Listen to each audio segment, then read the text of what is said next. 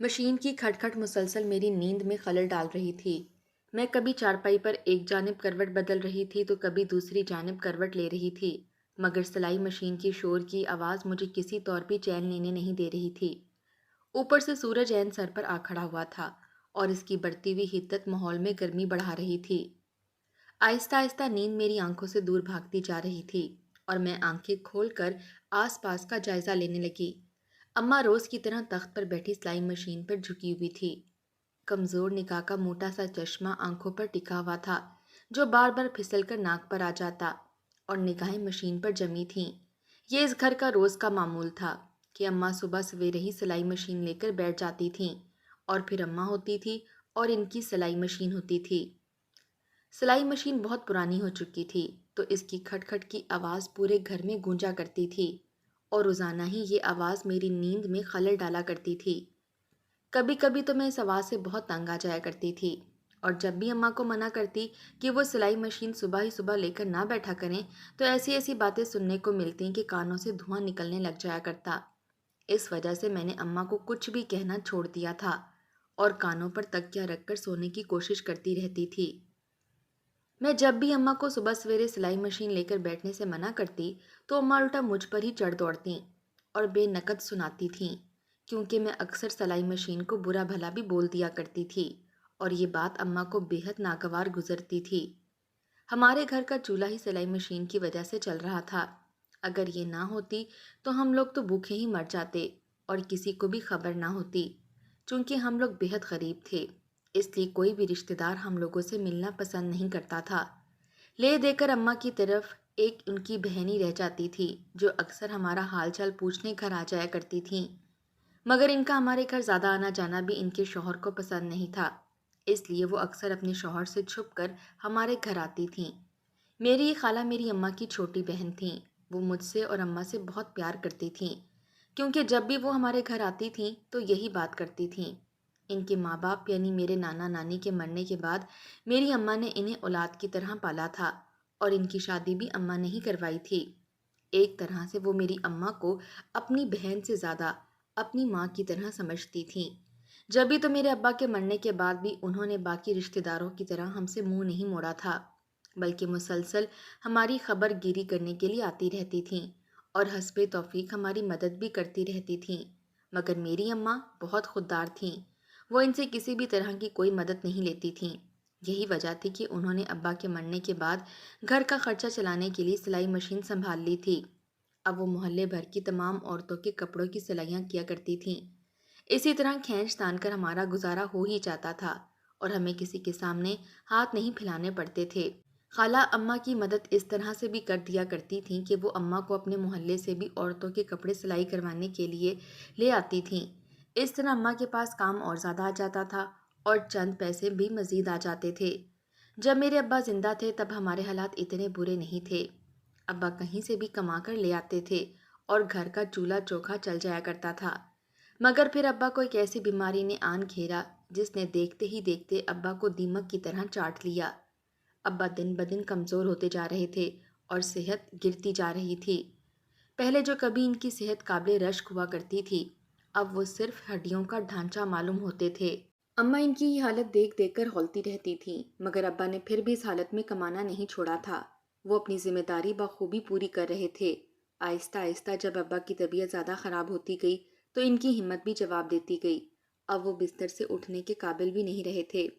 میں اور اماں ان کی یہ حالت دیکھ کر چھپ چھپ کر آنسو بہاتے رہتے۔ جس قدر ابا تکلیف میں اس دنیا سے گئے تھے، ہم ان کے لیے بس یہی دعا کرتے رہتے تھے کہ ان کے لیے آسانی ہو جائے، کیونکہ ان کی یہ حالت دیکھ دیکھ کر ہمارا دل کڑتا رہتا تھا۔ اور پھر ایک دن زندگی نے ابا سے منہ موڑ لیا اور موت ابا پر مہربان ہو گئی۔ وہ دن ہمارے لیے قیامت کا دن تھا۔ ہمارا واحد سہارا اس دنیا سے چلا گیا تھا۔ ابا کے جانے کے بعد میں اور اماں بالکل ہی خالی رہ گئے۔ گھر میں جو بھی جمع پونجی تھی وہ سب ابا کی دوائیوں پر لگ چکی تھی۔ اب ہمارے پاس گھر میں پھوٹی کوڑی بھی نہیں تھی۔ ایسے میں میری خالہ نے ہماری بہت مدد کی۔ انہوں نے اپنے گھر سے سلائی مشین لا کر اماں کو دے دی تاکہ اس طرح ہمارے گھر کا چولہا جلتا رہے۔ ایک یہ وجہ بھی تھی کہ ہم لوگ خالہ کی بہت قدر کرتے تھے، کیونکہ ایک وہی واحد رشتہ دار تھیں جو برے وقت میں ہمارے کام آئی تھیں۔ ورنہ سارے اپنوں نے ہم لوگوں سے منہ موڑ لیا تھا۔ ایک دن خالہ خوشی خوشی ہمارے گھر آئیں اور اماں کو بتایا کہ انہوں نے میرے لیے ایک بہت اچھا رشتہ تلاش کیا ہے۔ انہوں نے اپنی کسی محلے کی سہیلی سے میرے رشتے کا ذکر کیا تھا، تو ان کی اس محلے کی سہیلی نے میری خالہ کو ایک رشتہ بتایا تھا۔ جب خالہ نے اس رشتے کے بارے میں سنا تو انہیں یہ رشتہ ٹھیک لگا اور وہ اماں سے بات کرنے چلی آئیں۔ اماں تو پہلے ہی اس انتظار میں بیٹھی تھیں کہ کہیں سے کوئی اچھا رشتہ آئے اور وہ میرا بوجھ اپنے سر سے اتار پھینکیں، کیونکہ جب سے ابا اس دنیا سے گئے تھے اماں بہت کمزور ہو کر رہ گئی تھیں۔ وہ چاہتی تھیں کہ اپنی زندگی میں ہی وہ میری شادی کر دیں اور میں اپنے گھر کی ہو جاؤں تاکہ وہ سکون سے مر سکیں۔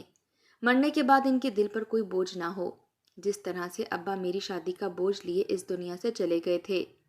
آخری وقت میں وہ اماں کو یہی کہتے رہے کہ کاش میری آنکھوں کے سامنے میری بیٹی اپنے گھر کی ہو جاتی تو میں سکون سے مر سکتا اور میرے دل پر کوئی بوجھ نہ ہوتا۔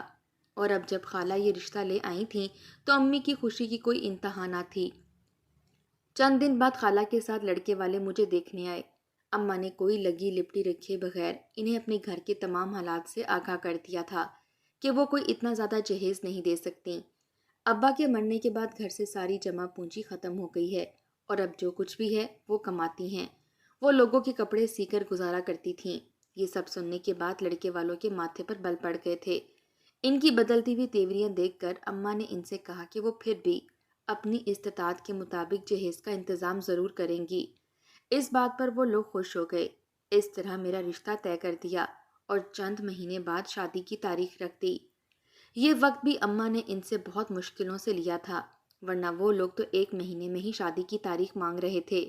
اتنی جلدی شادی کرنے کے لیے اماں کے پاس کوئی وسائل موجود نہیں تھے، اسی لیے اماں نے ان سے کچھ مہینوں کا وقت مانگا تھا۔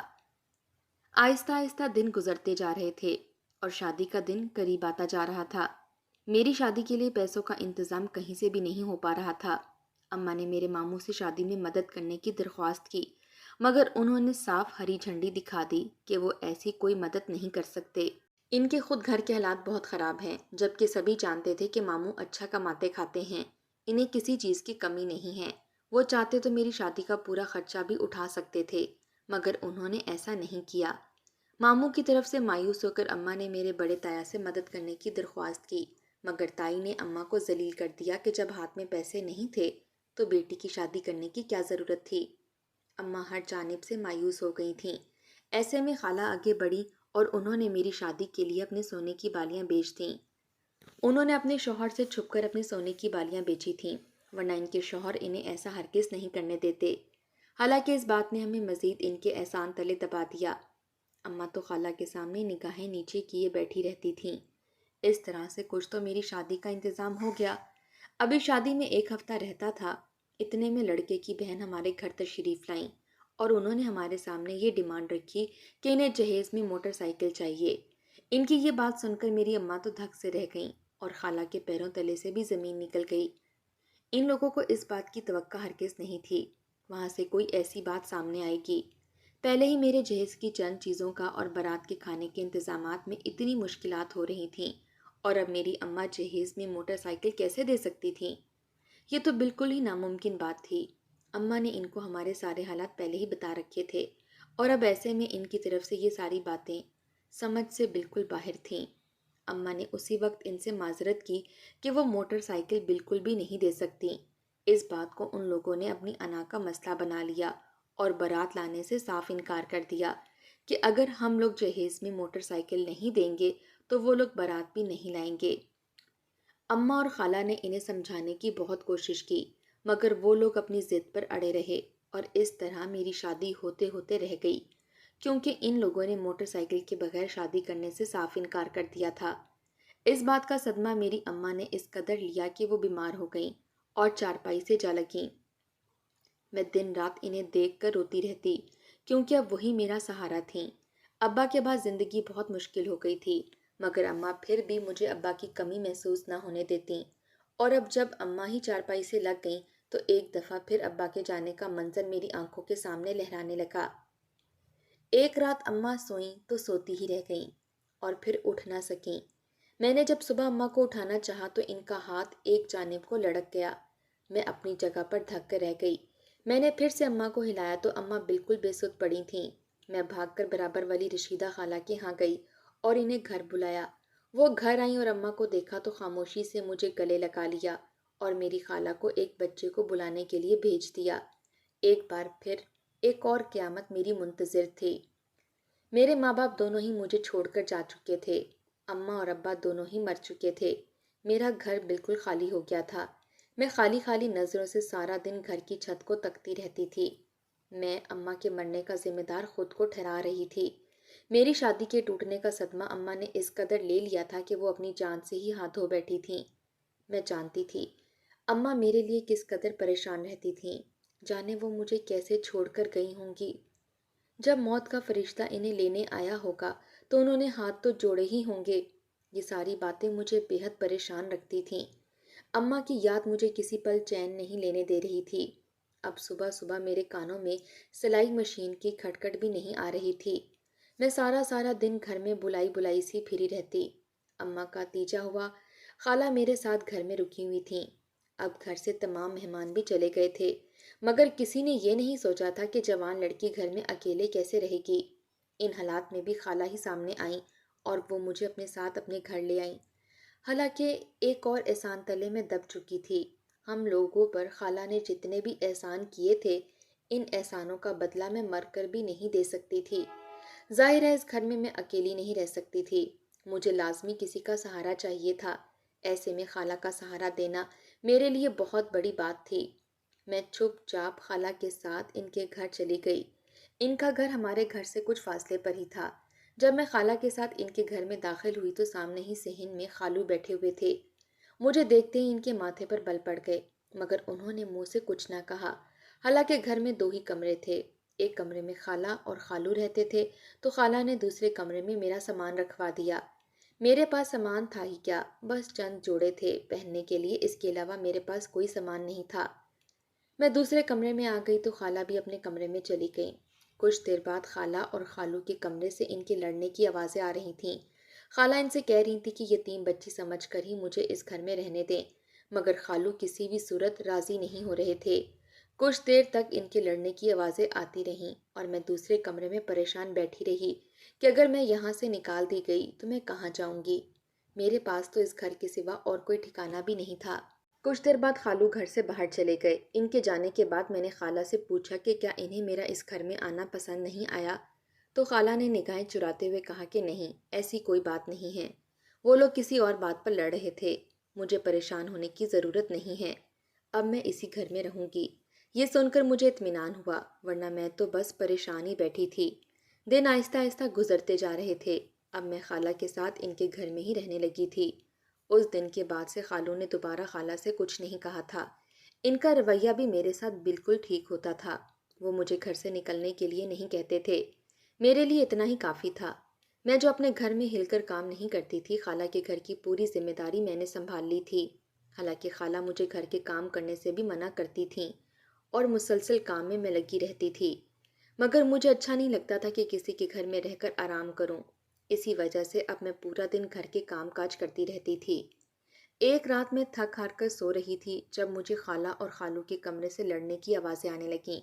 میں نے ان آوازوں پر غور کیا تو مجھے ان کی لڑائی کے درمیان اپنا نام سنائی دینے لگا۔ میں پریشان ہو گئی کہ کہیں خالو مجھے اس گھر سے نکالنے کا تو نہیں کہہ رہے، مگر پھر کچھ دیر بعد ساری آوازیں آنا بند ہو گئیں، مگر پھر اس کے بعد مجھے نیند نہ آ سکی۔ بے گھر ہونے کا شور میرے ذہن میں پنجے گاڑے بیٹھا تھا۔ پوری رات میں نے جاگتے ہوئے آنکھوں میں کاٹ دی۔ مجھے ایک پل کے لیے بھی نیند نہیں آئی۔ صبح اٹھتے ہی میں نے خالہ سے رات کے متعلق پوچھا تو انہوں نے بات کاٹ دی اور اپنی اس لڑائی کے متعلق مجھے کچھ نہیں بتایا، مگر مجھے خالہ کچھ پریشان سی دکھائی دیں اور پورا دن بھی وہ کھوئی کھوئی رہیں۔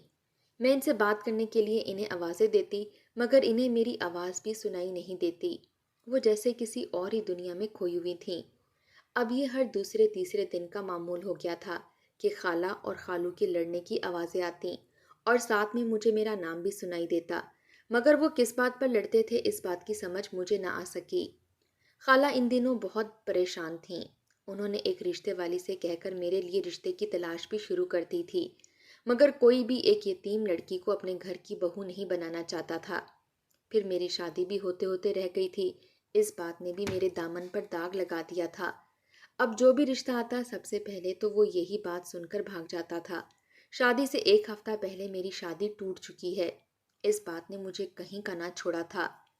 خالہ پہلے ہی دمے کی مریضہ تھیں اور اب تو انہیں کھانسی بھی رہنے لگی تھی۔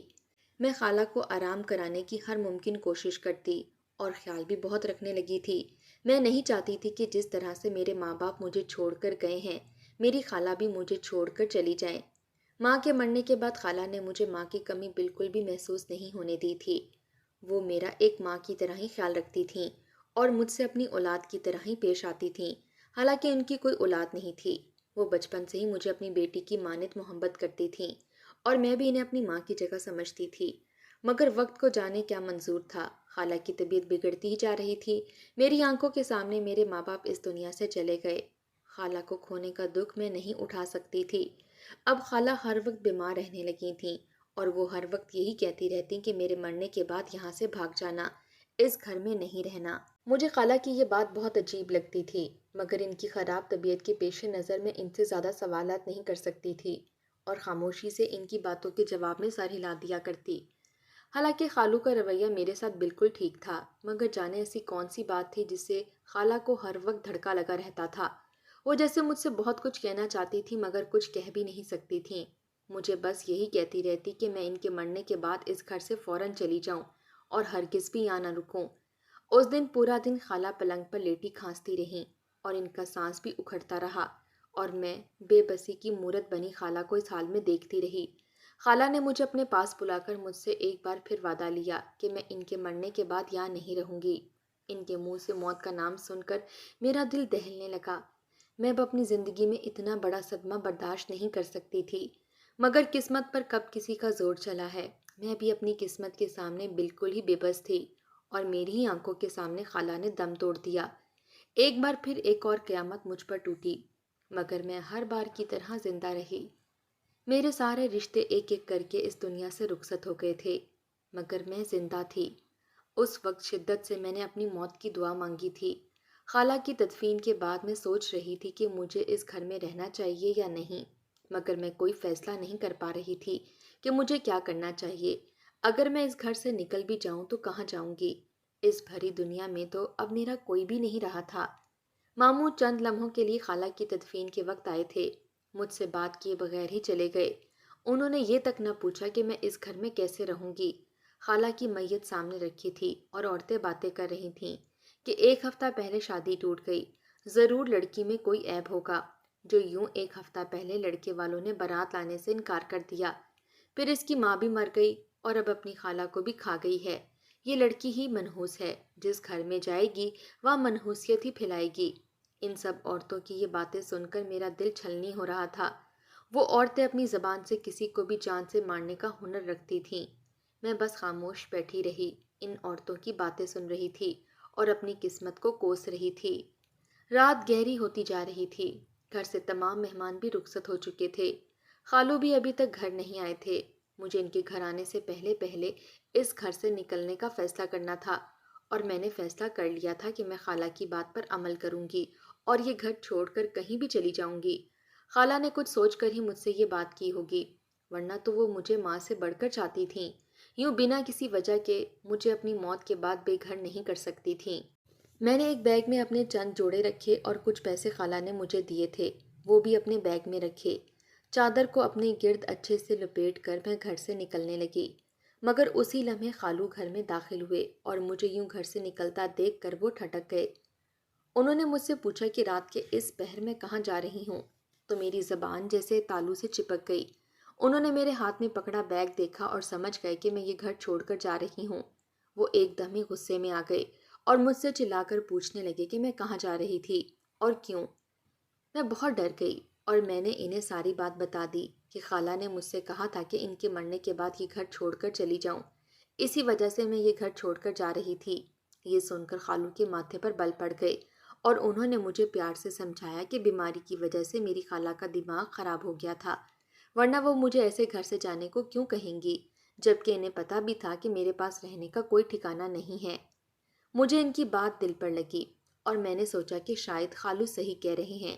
انہوں نے مجھ سے کہا کہ جا کر میں اپنا سامان اندر رکھوں اور وہ کچھ دیر میں واپس آ رہے ہیں۔